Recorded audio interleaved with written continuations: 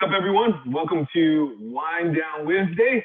Lee Edwards is off tonight. I've been off for the past couple of Wind Down Wednesdays. Things have been coming up, but Aisha Jefferson, you're always here. What's up? How are you doing? I'm well. I am doing very well, Will. Good to see you again. How's your week been so far? I heard it was great. Good. Yeah, just, what everyone else is doing, if you're able to working and doing a lot of stuff socially, been kind of busy. So, I had to pull it together for you all tonight because, if I had my way, I'd be curled up in the corner somewhere sleeping. But, I turned out for NABJ Chicago. So I am appreciate it. Your hours have changed?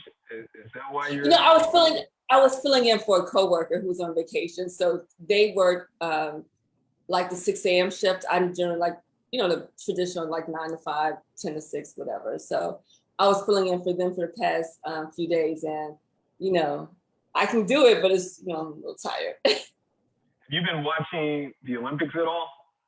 Not really, not like I really have been, because I've just been busy doing other stuff, but I've been paying attention to the news.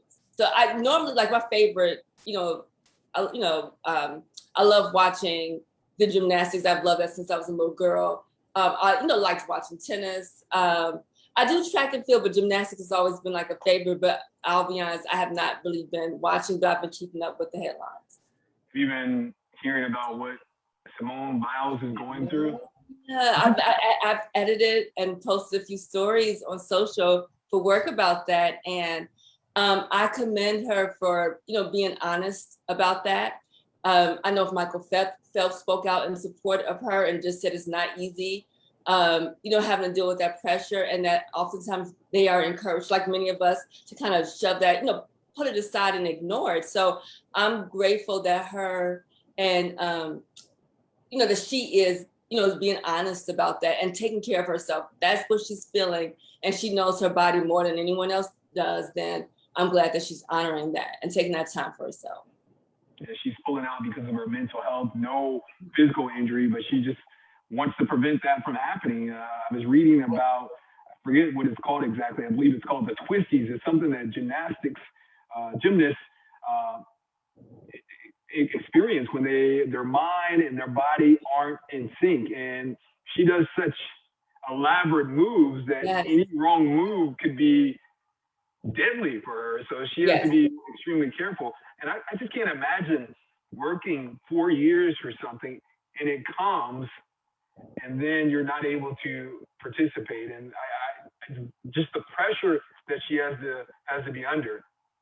I know. I mean, and Simone is great, and we have held her as one of the greats, and I'm sure that has its own burdens too. I mean, it's great on one hand to have that title and to be recognized for the efforts that you've put it into this, but there's also there's the other side, and there's a lot of pressure with trying to live up to that and not mess up and represent for your country and all of that. Not to mention, just other things that are going on. We had the pandemic too, that brings its own challenges as well. So, who knows what else she was going through. But again, I am, I'm glad that she felt confident and sure enough to say, hey, this is happening and I need to pull out.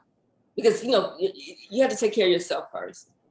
And not many people can relate to what it's like competing at that level. But I was just thinking about my own personal experiences just with work. Have you ever had to experience, or have you experienced anxiety with regard to work that is sometimes debilitating, that you have to take a step back or wish you had an opportunity to say, I cannot file this story right now?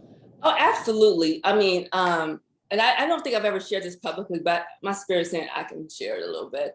I mean, I just think back, particularly now it's more comfortable to share, but when I was starting out as a cover reporter, just the way my self-talk was very damaging, very dangerous. Just as far as the things I would say to myself, work, trying to get file a story on time, working, as for a newspaper as a daily reporter, and you can do the work, but sometimes you get in your head and you're staying on top of yourself, and sometimes you can say some really crappy things to you. So I've been there a lot, pretty much throughout my career, I'm having to deal with that. There were times where I didn't know that it was okay to vocalize it, and I did not. I kept it very personal to myself. And then talking with some other journalists, a couple of veterans, and they're like, oh, they let me know that, hey, I've gone through that, or that was not you, that was that particular manager, that had nothing to do with yourself. But, again, you're trying to, you're trying to do your job to the best that you can, and you absorb a lot of stuff basically, and don't always, check to say, hey, is that valid, or if it's not. So, again, yes, I've dealt with anxiety on the job, and I would say I'm better now dealing with it. But, for anyone, if that's something that you are dealing with, seek professional help.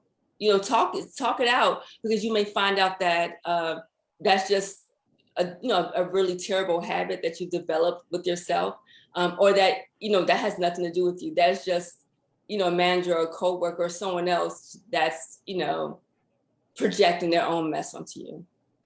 And with television, I can just speak to responding to breaking news. Sometimes you really don't have much time to prepare, right, or you don't feel like you're ready to deliver the news. You're just getting to the scene, and then you're forced to tell tens of thousands of people what you see. Yes. And then you put yourself out.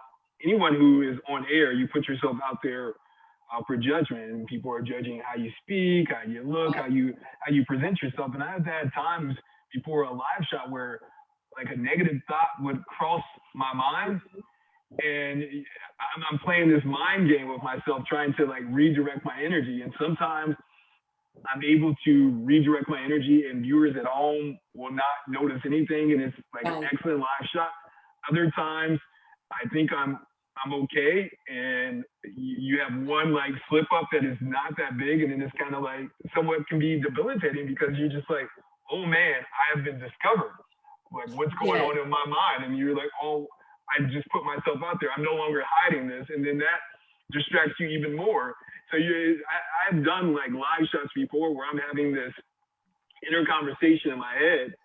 And like I said, sometimes you wouldn't even know it. It's like excellent. And then at the end, I'm just like, I got through this. And you kind of like think like, oh, I fooled them another day. But then like when it's bad, you're thinking like, oh, I've just been discovered. And what are people going to think of me now? And should I belong here? So I just can't imagine like just the pressure that she must be under with all these eyeballs and comments. Everyone's watching, like the world is watching. And, I'm sorry, not to, interrupt, but the world is watching. And now with social media, everybody has an opinion. People who dare not say things to your face, or even they may not speak at all, quiet as a mouse in real life, but somehow they're emboldened when they're hiding behind this computer screen, and they're making different comments, whether they are, adding you and tagging you in comments or not. But all of that energy is kind of out there, and that's a lot. And that's a lot, that is a lot. I know we are not on the stage that Simone is on, and we may not go through, we do not go through the physical challenges that she endures to be, for perfection. But there is a similarity, and, journalists watching, you all know that, because we are, in a sense, we are public figures. And so people always comment, whether it's a story, whether it's a post, whether, it's a live shot or a story that that you did, people are always commenting and all of that. And so I love that we are able to have this conversation right now, because I'm honestly, a couple of years ago, I don't think, it would have been too taboo to talk about it. It would have been too taboo. And I think that a silver lining with the pandemic is that people have been honest about their feelings and their struggles regarding mental health, whatever they may be. So thank you, Rona, for that. For that. You can keep the other stuff, but yeah. That has really been a positive change that we're talking about mental health.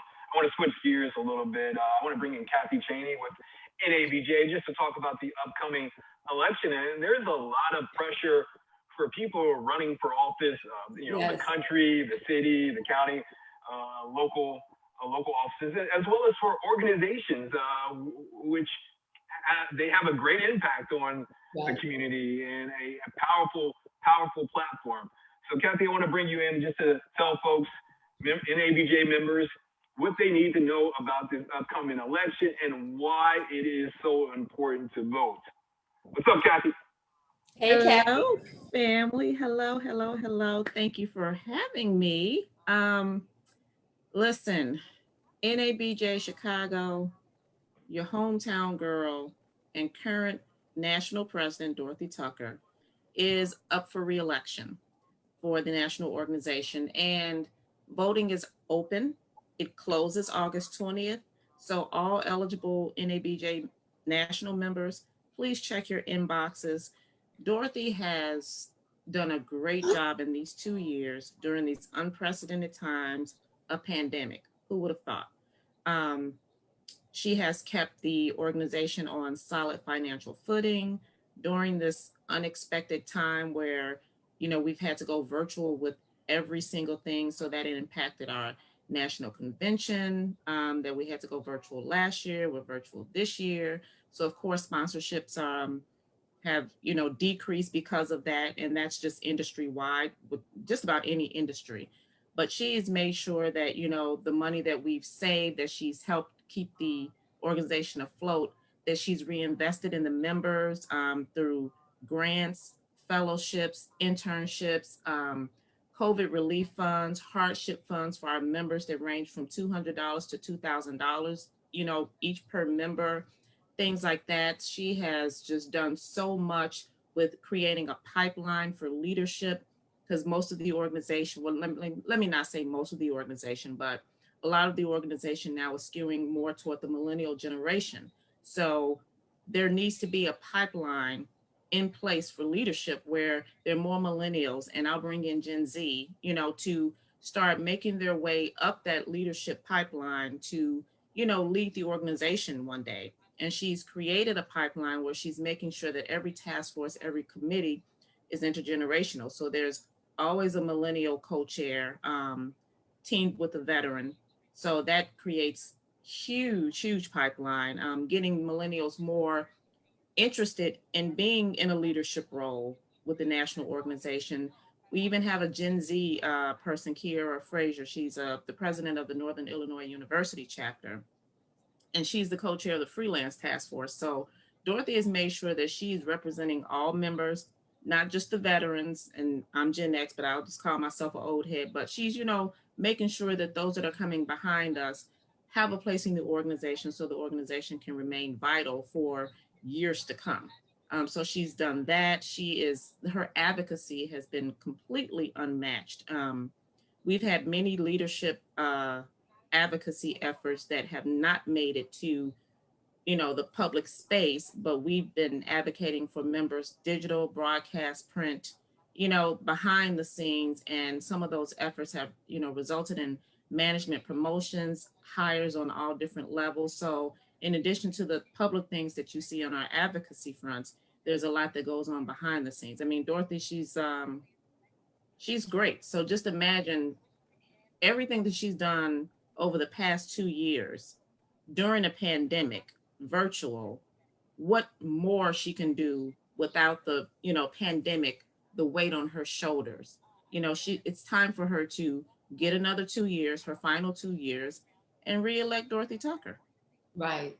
I'm going to be voting for Dorothy Tucker, and just my experiences with her while working as a reporter in Chicago, they've been fantastic. So I'm supporting her and proud to be supporting her.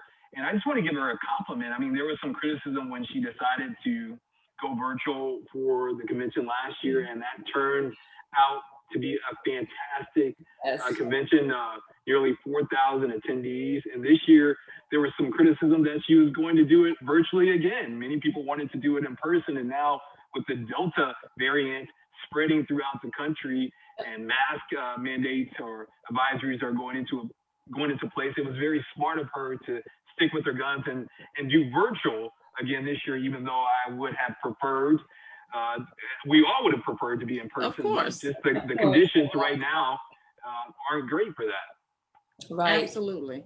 And I voted for Dorothy as soon as became available for us to do so, I made sure I got that done. And I encourage you all too to please vote for your hometown girl. She's a local girl. She's one of us. And Will too. You know, you're a Chicagoan now, so you're adopted. But no, hey, Midwest, stand up. You're the Midwest girl. You know, skilled and everything that Kathy and Will has spoken about. I mean, she's very aware, and you know, she is a veteran, but also very conscious and works well with millennials and Gen Z, and she's, you know, she sees the need to have them be pipelined in for leadership, because again, you know, we need members to step up to the plate when those of us who have been doing it for a while, or who will be doing it for a while, when we move on or retire, or whatever, we need someone to come behind us and to continue our legacy. And I love that she thinks about that. She's very thoughtful about that, and she has done work to back that up. So I'm grateful for that, and I encourage you to vote for Dorothy Tucker like I did. All right, thank you, Kathy. Hashtag re-elect Tucker.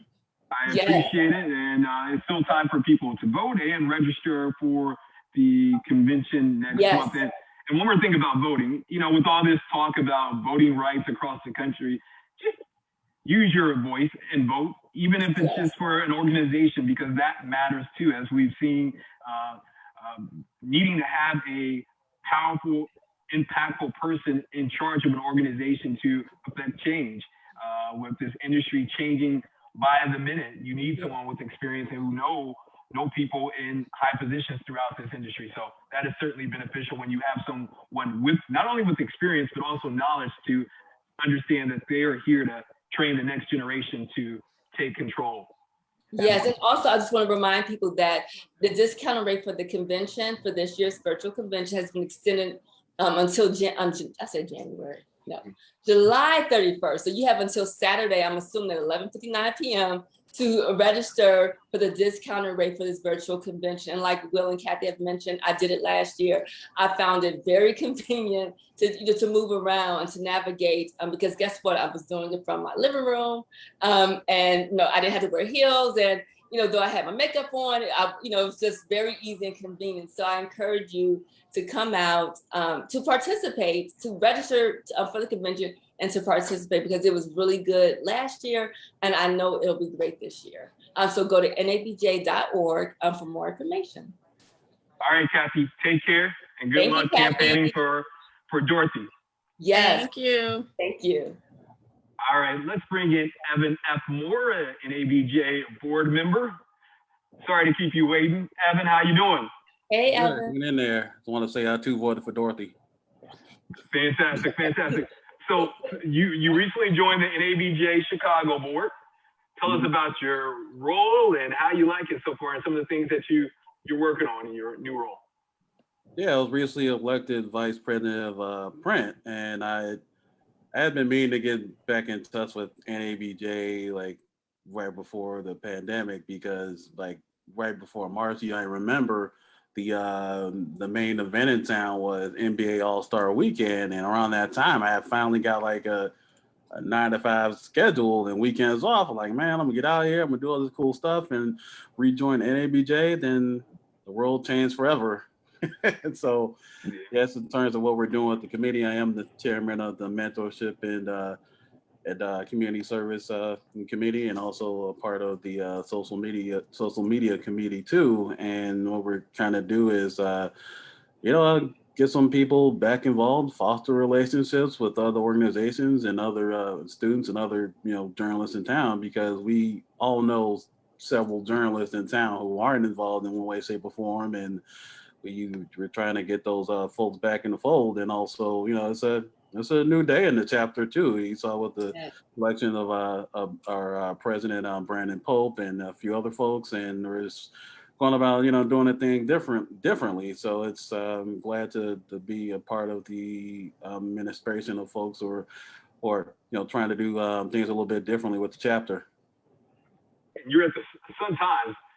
How did you get there, and are you proud of some of the work that you've been getting to do this past year?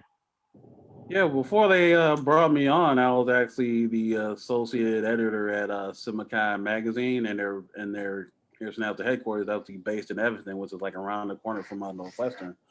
And when I first started there, I was a digital content producer, so I did all things social media. And over time, I you know um, morphed into doing reporting, culture and entertainment. And I've been there almost, it'll be 4 years in February, but over time, I learned a lot about myself as a writer, as a person. And I saw earlier you were talking about, mental health, and that was going through some struggles around the time I started, working there, and it really bled into work. And I always thought like, hey, it's important to, you know, um, if you're not right at home or anywhere else, you're definitely not gonna be right at work, So but yeah, in terms of the work I've done, not since I've been there, I've been nominated for a couple of Listigo awards, and some of the work I've done over time. I mean, there's a few things that I am like extremely proud of. I did something earlier this year about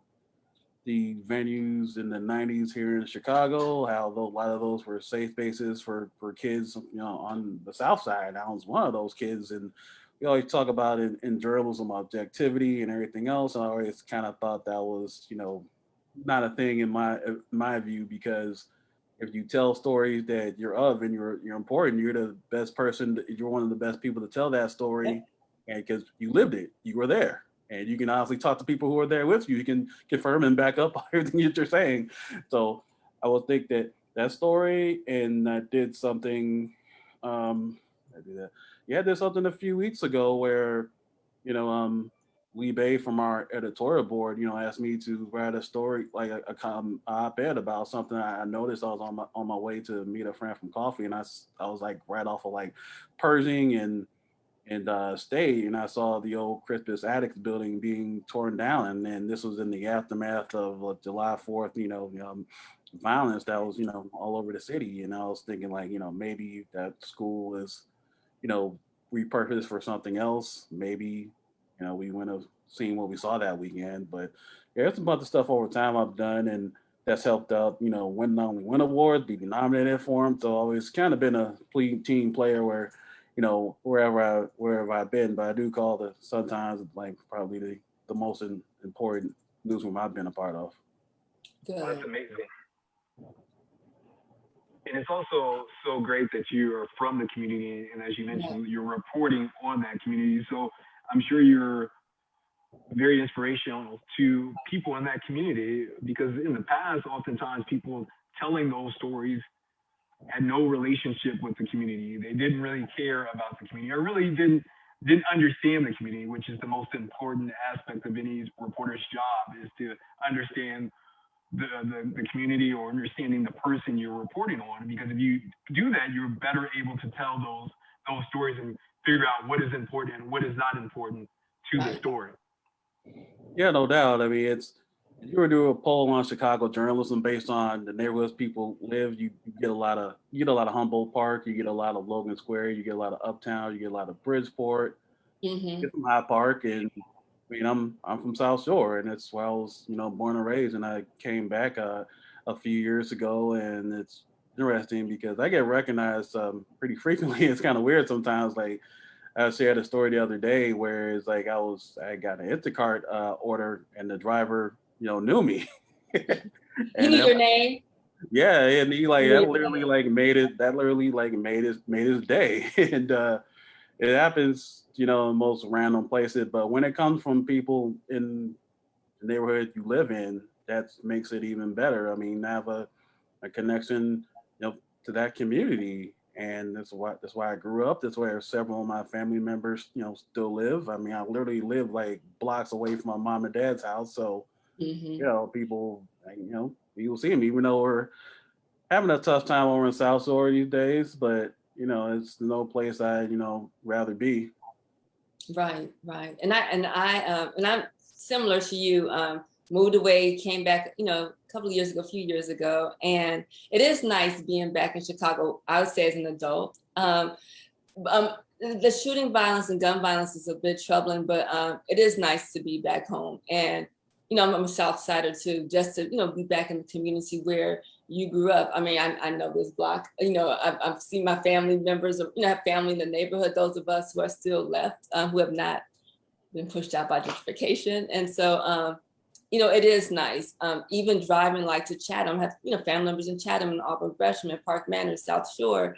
And, you know, it is nice to go to places that are, you know, that hold a special place in your heart and memories from, you know, childhood. But, you know, some of the things that are happening in these communities are disheartening. And, you know, I think that, you know, when they see people like us in our professions, because, you know, you can only do what you can, you know, I think they feel a little, you know, more welcome, you know, seeing our faces in the community doing different stories and letting them know that, you know, there's someone who looks like them and who's basically who is them, who are, you know, who are working in these newsrooms. Oh, yeah. I want to talk a little bit about your book, Game Misconduct, Hockey's Toxic Culture and How to Fix It. What is the book about, and just what was your inspiration? Every time I talk about hockey, I mean, it's a lot of, I guess one of the first questions I get, how did someone from Southside Chicago, a black person from Southside Chicago, get involved in the sport?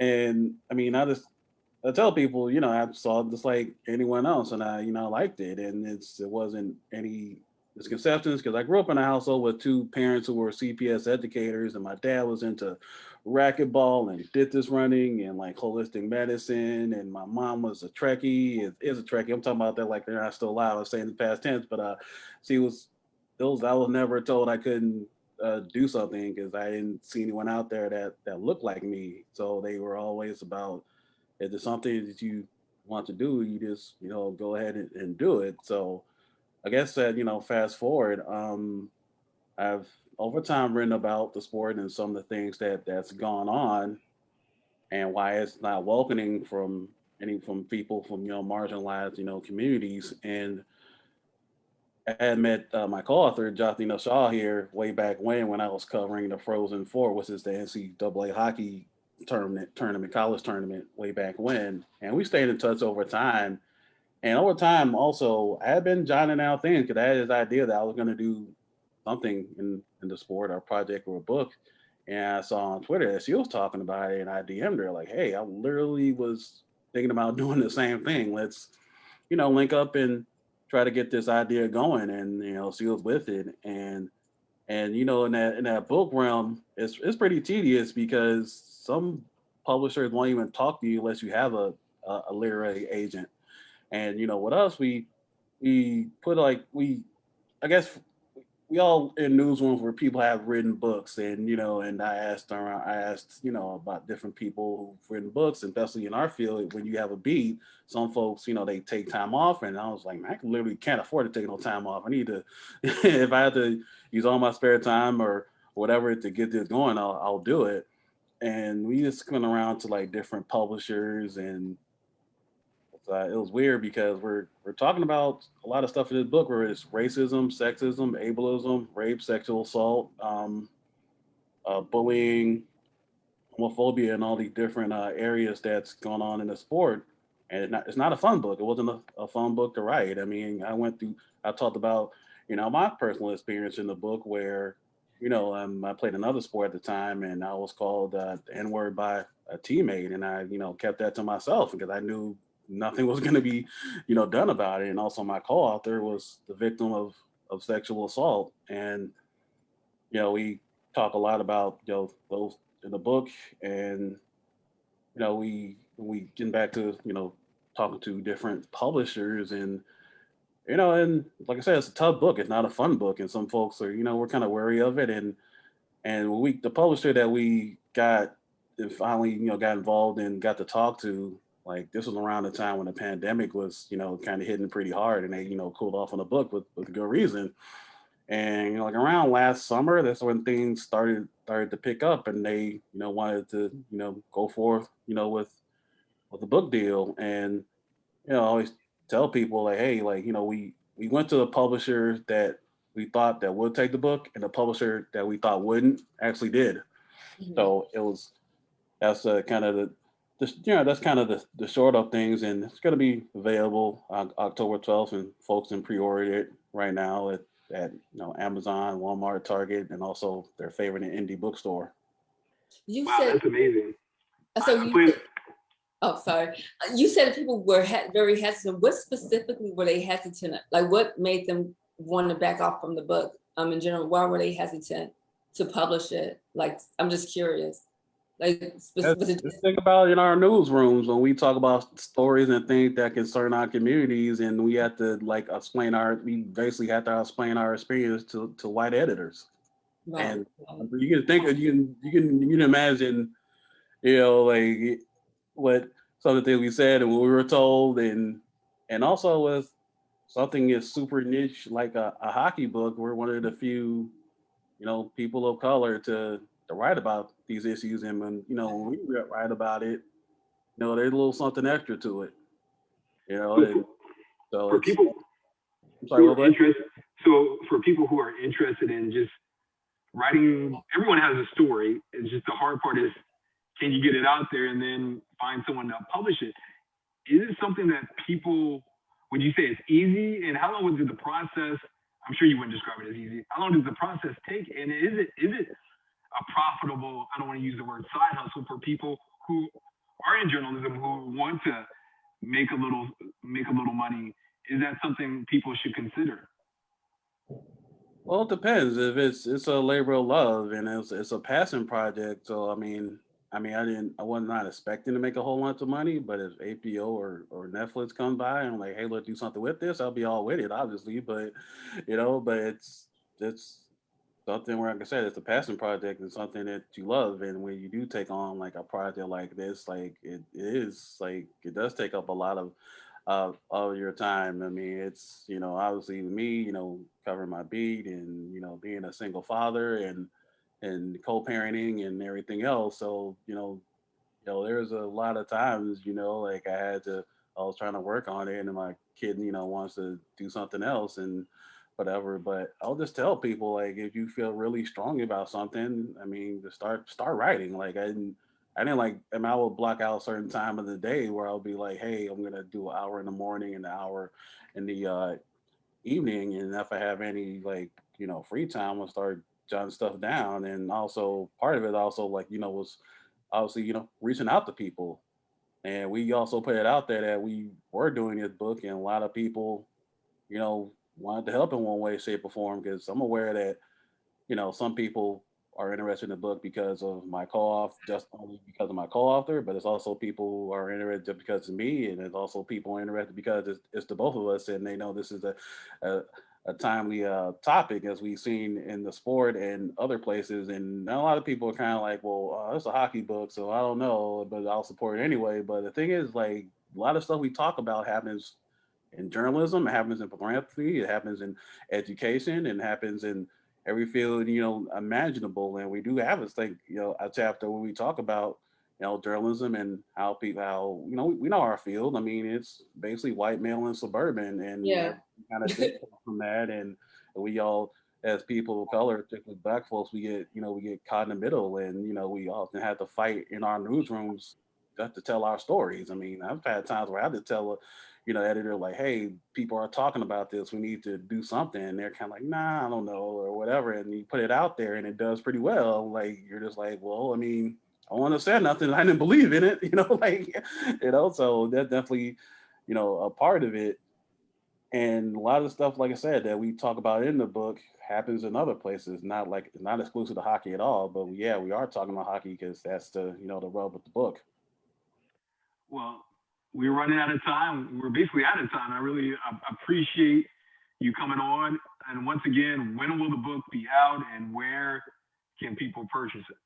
The book will be out October 12th, but it's been available for pre-order since April. People can find it on Amazon, Walmart, Target, and if anyone's favorite like indie bookstore, like a couple of them locally, you can check it out at Semicolon. You can check it out at Bookies, Madison Street Books. Anywhere in the city where you feel like that, there's an independent bookstore will have it. And yeah, Barnes and Noble has it too. So it's it's anywhere you can pretty much find books. I look forward to getting my book signed by you. Yes, Evan. Yes, I definitely will get it. You explained and presented a very good case for someone who may not be interested in hockey, why they should get the book. I have not been to a hockey game. I had classmates growing up who played hockey, but I have not been to a hockey game, but I'm dying to go because I heard they are lit. And so they're just very live, like just a lot of energy. So I am looking forward to going to my first in-person game. Thank you for taking on this assignment and for trusting yourself and following your gut and not giving up when, you know, it looked a little bleak. Yeah, so yeah, appreciate y'all having me. All right, take care. Aisha, we're gonna wrap this up. Any final thoughts on your end? No, I'm really interested in his book, and I encourage everyone vote for Dorothy Tucker and register for the conference while you have this discounted rate. So you have until Saturday to do that, and you know, be active with NABJ Chicago. You know, come and you like this type of stuff that we're doing. Definitely join if you aren't a member, and if you are and are not active, come on with it. We welcome you. We welcome the support. Share this on Facebook. It's good exposure for NABJ Chicago, and comment on social media. And if you have any story ideas for us to pursue in our respective newsrooms, or a conversation that we should talk about here on Wind Down Wednesday, let us know. Yes, thank you. We appreciate it. I'm not drinking wine today. I have water here. Look, I had a small glass of wine a couple right after my shift. It was and I went to sleep. I took a little nap, and so that was it for me. And now I'm up, and I'm like, okay, I'm going to drink plenty of water because I feel like I need that. So don't have a wine glass, but it's here in spirit. Absolutely. All right, have a good night, everyone. Thank you for joining. Good night. Bye-bye.